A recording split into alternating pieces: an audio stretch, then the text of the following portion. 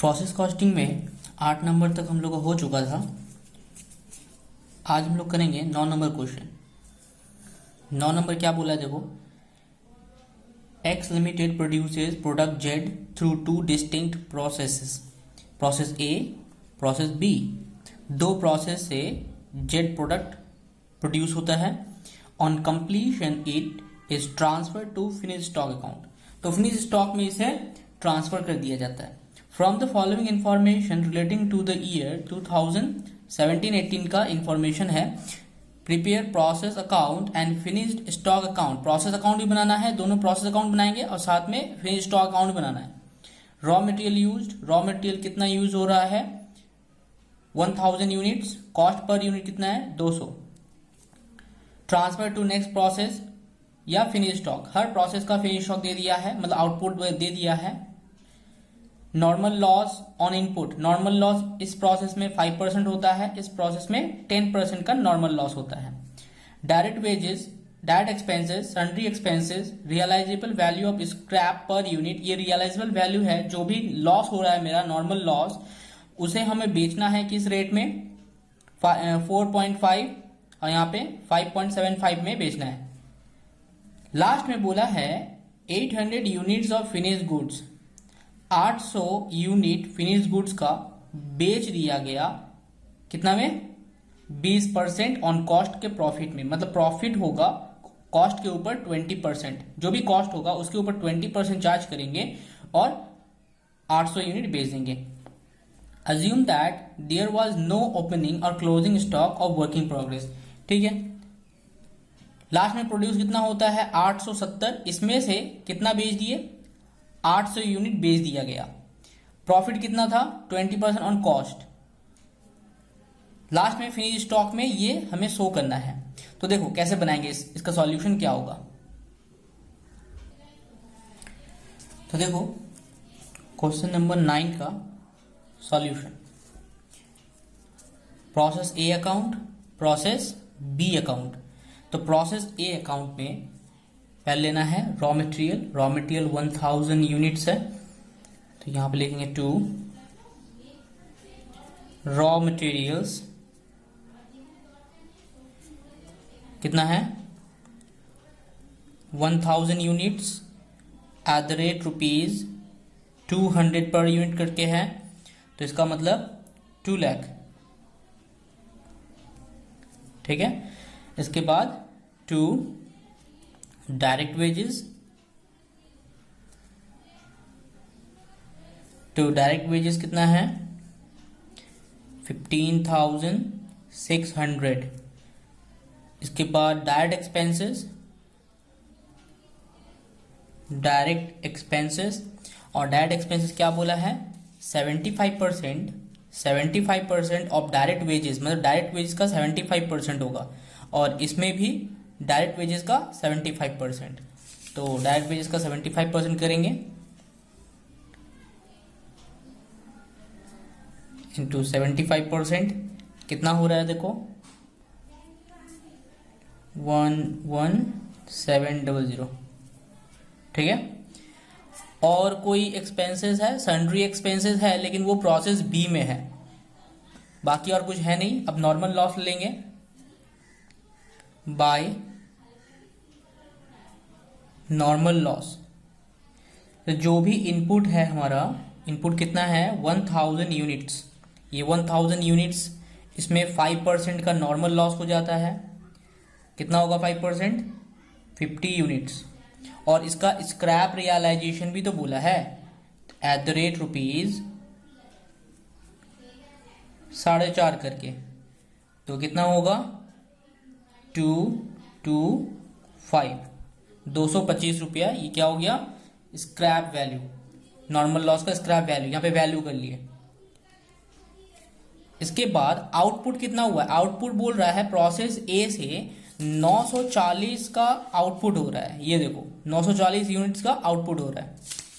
तो इसको यहां पे लिख देते हैं थोड़ा सा जगह छोड़ के, और यहां पे लिखेंगे by transfer to process B process B account, तो प्रोसेस बी अकाउंट में ट्रांसफर हो जाएगा। अब बताओ कितना हो रहा है, 990 हो रहा है। अभी भी 10 यूनिट का डिफरेंस आ रहा है, तो 10 यूनिट कहां गया, वो चला गया एबनॉर्मल लॉस। तो ये बैलेंस जो भी आ रहा है ये एबनॉर्मल लॉस है, बाय एबनॉर्मल लॉस। ठीक है, अब ये एबनॉर्मल लॉस का वैल्यू कितना में करके करेंगे, और यहां पे आउटपुट जो हुआ है उसको वैल्यू कितना में करना है। ठीक है, अब क्या निकालेंगे, कॉस्ट पर यूनिट निकालना है, तो कॉस्ट पर यूनिट निकालेंगे वर्किंग में। तो वर्किंग इधर कर लेते हैं,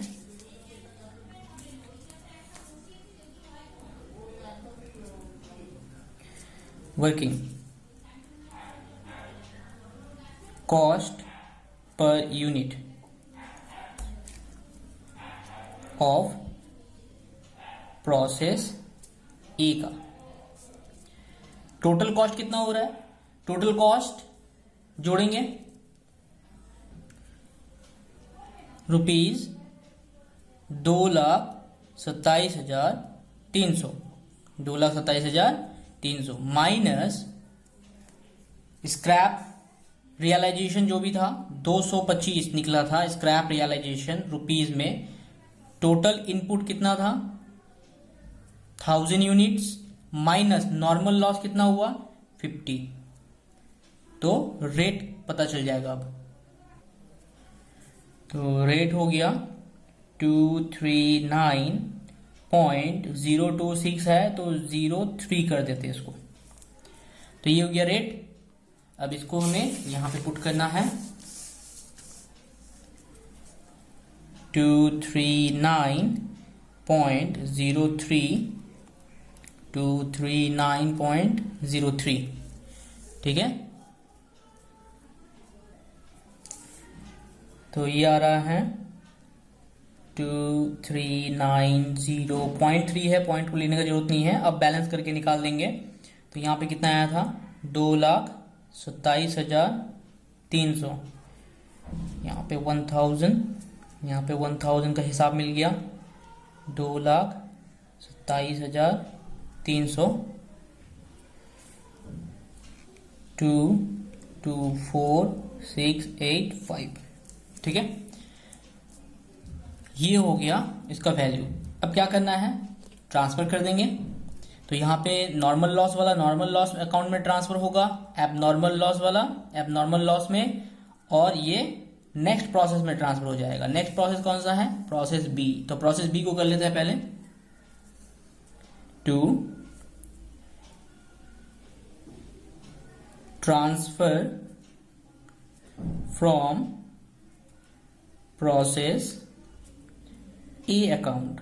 प्रोसेस ए अकाउंट से ट्रांसफर हो रहा है 940 यूनिट और 2,24,685 ठीक है।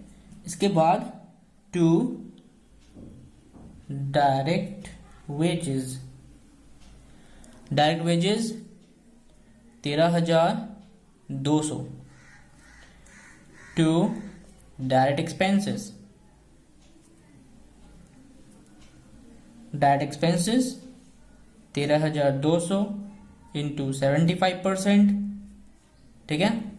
तो ये कितना हो रहा है 9,900।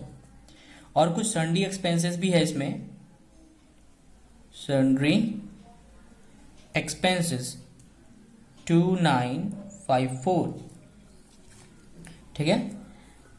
अब normal loss by normal loss, जो भी इनपुट है उसका 10% बोला है, नॉर्मल लॉस हो जाता है प्रोसेस बी में। 10% मतलब 94 यूनिट्स, और रेट है एट द रेट रुपीज 5.75 करके रेट है। तो कितना हो जाएगा 541। आउटपुट कितना हुआ है, देखो आउटपुट हुआ है 870 यूनिट्स, तो यहां पे लिखते हैं,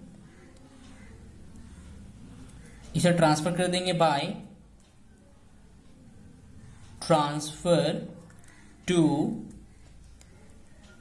फिनिश्ड स्टॉक अकाउंट। जब हम इसको जोड़ेंगे तो कितना होगा, 964। जब इसको हम जोड़ रहे हैं तो वो कितना हो रहा है, 964। अब 964 यहां पे तो यूनिट कितना था, 940 ही था, तो यहां पे 24 एक्स्ट्रा आ गया। अब ये 24 एक्स्ट्रा कैसे आएगा, एक्स्ट्रा नहीं आया है, एक्स्ट्रा हमने जो एस्टिमेट किया था कि इतना लॉस होगा, इतना एक्चुअल में लॉस हुआ नहीं। एक्चुअल में लॉस कितना हुआ, एक्चुअल में लॉस हुआ 70 का, सिर्फ ओनली 70 का लॉस हुआ है। 24 एक्स्ट्रा हमने आउटपुट कर लिया, तो ये मेरा गेन हो गया। जो लॉस हुआ नहीं वो मेरा गेन, तो 24 इधर आ जाएगा क्योंकि बैलेंस इधर ही आ रहा है। 2 अब नॉर्मल गेन, अब नॉर्मल गेन अकाउंट, ठीक है। अब इसका भी यूनिट पर यूनिट कॉस्ट निकालना है, तो निकालते हैं, निकाल लेते। तो यहां पर cost per unit of process B का, तो प्रोसेस बी का टोटल कॉस्ट कितना है, 250739। तो ये हो गया टोटल कॉस्ट, माइनस 541, ये स्क्रैप रियलाइजेशन है। इनपुट कितना है, 940, माइनस नॉर्मल लॉस यूनिट कितना था, 94। इसे कैलकुलेट करेंगे तो आएगा कॉस्ट पर यूनिट, तो ये आ गया 295.74। ठीक है, ये कॉस्ट पर यूनिट निकल गया। अब देखो, हमने सोचा था कि एक्चुअल लॉस होगा कितना, नॉर्मल लॉस होगा कि एस्टिमेटेड किया गया था 94, लेकिन एक्चुअल में तो 70 लॉस हुआ है, जिसके वजह से 840 का आउटपुट हो गया।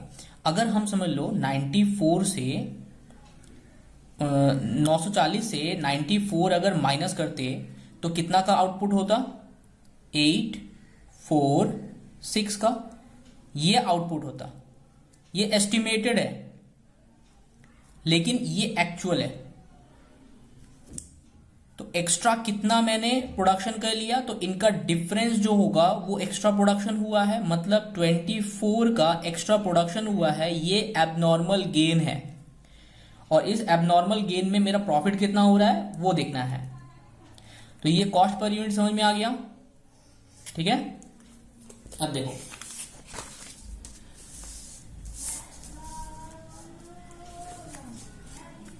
तो यहां पे ₹295.74, ठीक है। तो इसके साथ इंटू करने पर क्या आ रहा है, 25729, 3.8 है, तो इसको हम लोग 4 कर लेते हैं। इसके बाद जोड़ेंगे, इसको जोड़ के घटा के ये बैलेंस निकाल लेंगे, ठीक है। तो इसको जोड़ने के बाद आ रहा है 257835, और इसको जोड़ने के बाद आएगा 964। तो यहां पर भी तो 964 आ गया। अब क्या करेंगे, जो भी टोटल है 257835, यहां पे बैलेंस निकाल लेंगे। तो ये आ गया 7096, ठीक है, 7096। तो यहां तक समझ में आया। अब बाकी क्या करना है, नॉर्मल लॉस को नॉर्मल लॉस में ट्रांसफर करेंगे, एबनॉर्मल गेन को एबनॉर्मल गेन में ट्रांसफर कर देंगे, और ये जो फिनिश स्टॉक में ट्रांसफर हो जाएगा ये। तो ट्रांसफर करते हैं, इसको फिनिश स्टॉक में ट्रांसफर कर लेते हैं पहले। तो देखो ये फिनिश स्टॉक अकाउंट है, तो यहां पे लिखेंगे टू प्रोसेस बी अकाउंट, मतलब प्रोसेस बी अकाउंट से क्या हो रहा है, ट्रांसफर हो रहा है, ट्रांसफर्ड कितना 870, और ये वैल्यू कितना हो गया 257294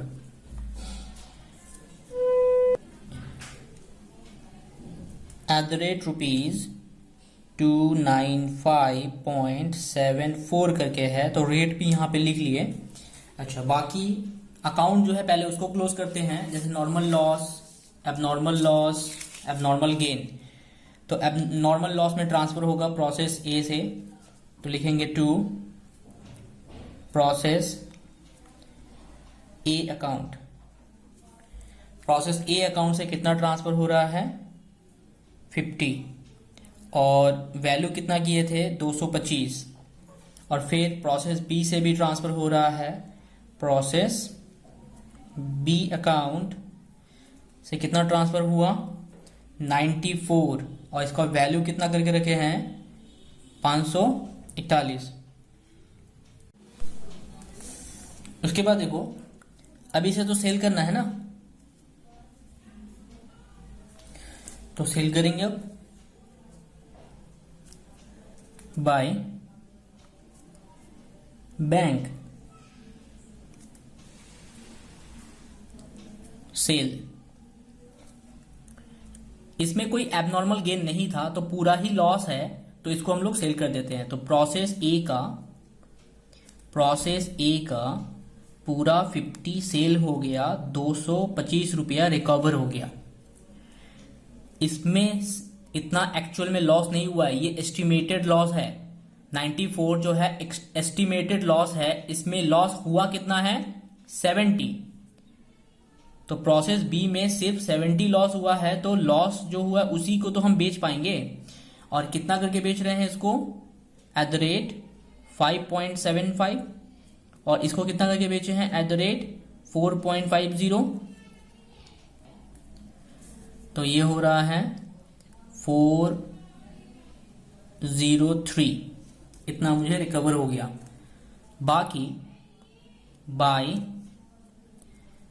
बाकी अभी बैलेंस नहीं हुआ है, अभी भी 24 बचा हुआ है ना, तो वो 24 कहां चला जाएगा एबनॉर्मल गेन में, एबनॉर्मल गेन अकाउंट। और एबनॉर्मल गेन अकाउंट में कितना जाएगा, देखो यहां पर 403 रुपया एक्स्ट्रा जुड़ा हुआ था, तो इसमें से 403 हटा देते हैं, तो बाकी बचा हुआ इसका वैल्यू हो जाएगा, क्योंकि यहाँ पे पॉइंट में कुछ आ रहा था, इसीलिए बैलेंस करके हम लोग यहाँ पे निकालेंगे, ठीक ना। तो 541 से 403 घटाओ कितना होता है 541 माइनस 403, तो ये हो जाएगा 138। तो 138 वैल्यू एबनॉर्मल गेन हो गया, और इसे ट्रांसफर कर देंगे एबनॉर्मल गेन में। तो यहां पे कितना हो रहा है, तो यहां पे हो रहा है 144 766 144 766, ठीक है। अब एबनॉर्मल लॉस अकाउंट को करते हैं, चलो। एबनॉर्मल लॉस कहां पे हुआ था प्रोसेस ए में, तो प्रोसेस ए से ट्रांसफर होगा to process A account.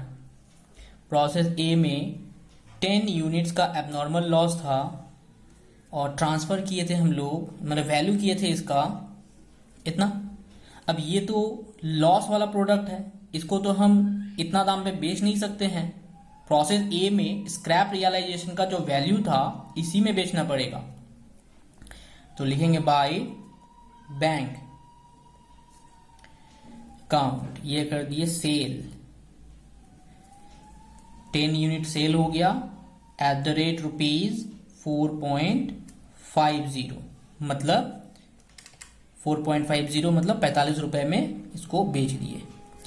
Value था इतना, लेकिन बेच पाए सिर्फ 45 रुपए में, मतलब बाकी क्या हो गया, बाकी तो हो गया लॉस।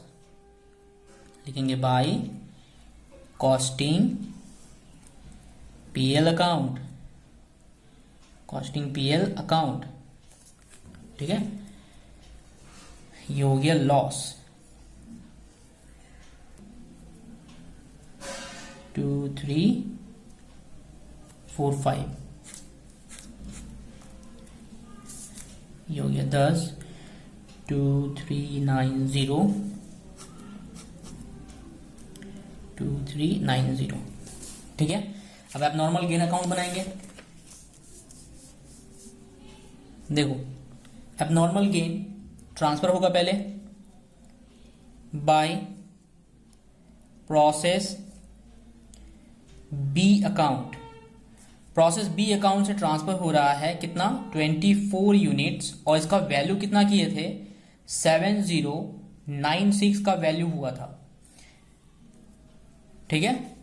और फिर नॉर्मल लॉस अकाउंट में से ट्रांसफर करना है। नॉर्मल लॉस अकाउंट मतलब ये जो abnormal gain, normal loss account में एबनॉर्मल गेन आया था 24,138 करके, तो इसे ट्रांसफर करना है एबनॉर्मल गेन अकाउंट में।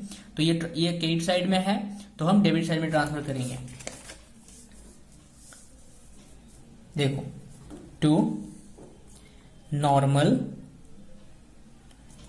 लॉस अकाउंट 24 और 138, तो 24 का हिसाब मिल गया, लेकिन अभी 138 और इसका हिसाब नहीं मिल रहा है, मतलब बाकी मेरा क्या हो गया, प्रॉफिट हो गया। टू कॉस्टिंग पीएल अकाउंट, ये हो गया प्रॉफिट। तो प्रॉफिट कितना हो रहा है, 6958 का प्रॉफिट हो गया।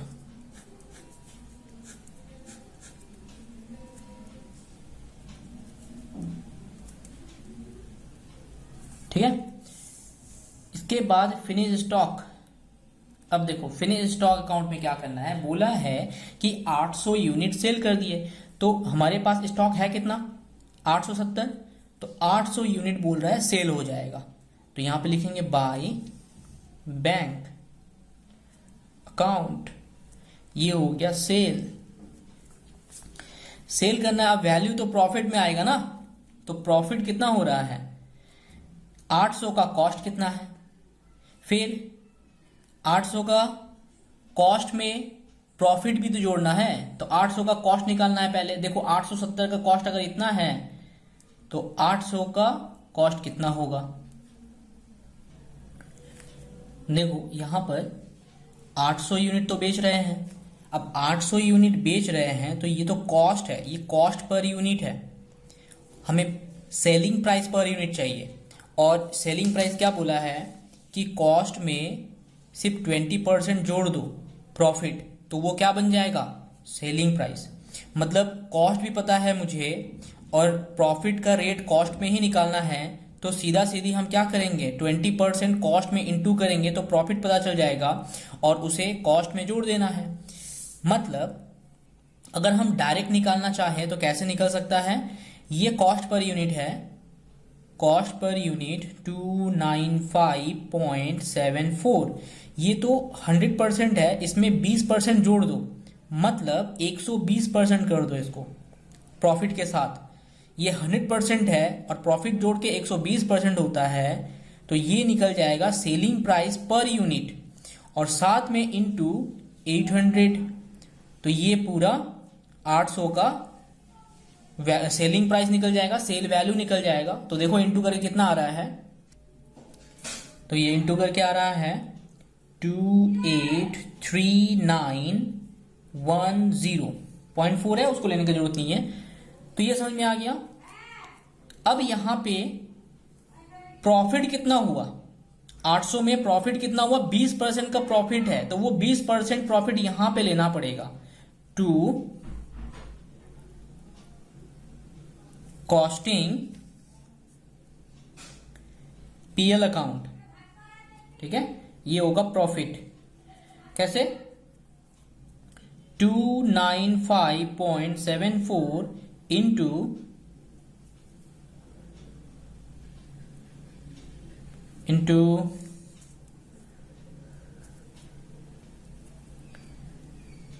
20% प्रॉफिट है, सिर्फ हमें प्रॉफिट दिखाना है ना, सिर्फ प्रॉफिट को दिखाना है। तो 20% और साथ में इंटू 800 यूनिट्स, तो जो भी होगा वो मेरा प्रॉफिट है। तो प्रॉफिट कितना आ रहा है? 47318, ये प्रॉफिट आ रहा है। अब बाकी बैलेंस हो जाएगा बाय बैलेंस CD। कितना बचेगा? 70 यूनिट्स अभी भी बचा हुआ है, तो इसका कॉस्ट कितना होगा? एट द रेट ₹295.74 करके, यही कॉस्ट वाला, तो इंटू कर देते हैं या बैलेंस करके निकाल लेंगे, एक ही आएगा। सबसे अच्छा होगा बैलेंस करके निकाल लेंगे, तो पॉइंट में जो भी डेसिमल में आएगा उसको इग्नोर कर सकते हैं हम। तो ये आ रहा है 20702, ठीक है। अब इसको जोड़ देते हैं, तो ये हो गया 304612, 870 304612, ठीक है। ये तो हो गया, हम लोग शॉर्टकट ऐसे कर सकते हैं, लेकिन अगर ये समझ में नहीं आ रहा है तो एक वर्किंग के थ्रू इसको समझ लेते हैं कि कैसे ये निकल रहा है वैल्यू, सेलिंग प्राइस और ये प्रॉफिट, ठीक ना। साथ में ये भी निकाल लेंगे हम लोग। देखो थोड़ा सा वर्किंग करना पड़ेगा इसके लिए।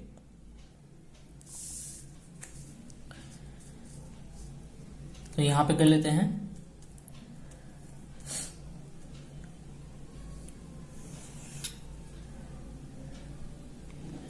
कॉस्ट ऑफ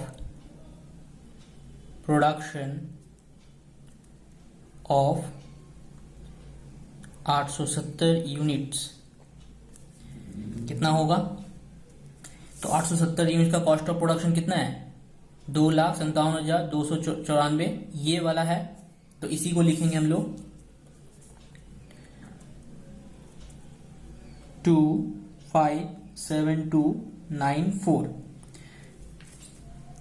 इसके बाद इसमें से लेस कर देते हैं क्लोजिंग स्टॉक को। क्लोजिंग स्टॉक, जो बचा हुआ स्टॉक है उसे, या बैलेंस स्टॉक। कितना बैलेंस स्टॉक है? 70, क्योंकि 70 यूनिट तो हम बेचेंगे नहीं। इनटू कितना करके? ₹295.74, इतना करके तो हम बेचेंगे नहीं ना, तो कितना होगा? इसको इंटू करने पर आ रहा है 20702। अब इसको माइनस कर देते हैं, माइनस करके कितना आएगा?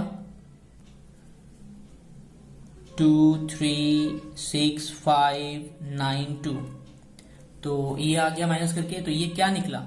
ये निकला cost of production of 800 units. तो ये 800 यूनिट्स का कॉस्ट ऑफ प्रोडक्शन निकल गया, और हमें 800 यूनिट्स ही तो बेचना है। अब क्या करेंगे? लेस करेंगे, लेस नहीं सॉरी, ऐड करेंगे। कॉस्ट के साथ प्रॉफिट ऐड होता है। प्रॉफिट क्या बोला है? 20% ऑन कॉस्ट, और 800 का कॉस्ट कितना है? ये है 800 का कॉस्ट, इसमें 20% जोड़ देंगे, तो ये लिखते हैं 236,592 इंटू 20%। तो ये प्रॉफिट भी निकल गया। यहां पर प्रॉफिट कितना हो रहा है? 47318, जोड़ देंगे इसको, तो ये आ गया 283,910। ये क्या निकल गया? ये निकल गया सेलिंग प्राइस, ठीक है। तो ऐसे भी निकाल सकते हैं। तो यहां पे हमें कॉस्ट ऑफ प्रोडक्शन पता है, देखो प्रॉफिट भी पता चल गया जो कि यहां पे हमने लिखा था, और सेलिंग प्राइस भी पता चल गया जो कि हमने यहां पे लिखा, और देखो क्लोजिंग स्टॉक भी पता चल गया। जो कि हमने यहां पे लिखा। तो ये 3 चीज इस वर्किंग से निकल जाएगा। अगर वर्किंग करते हो तो और भी आसान हो जाएगा तुम्हारे लिए समझने के लिए, और अगर डायरेक्ट निकाल सकते हो तो डायरेक्ट भी निकाल सकते हो। ठीक है, दोनों तरीके से हम दिखा दिए। तो ये सवाल समझ में आया? अगर समझ में नहीं आया होगा तो कॉल करके पूछ लेना जहां पे समझ में नहीं आया।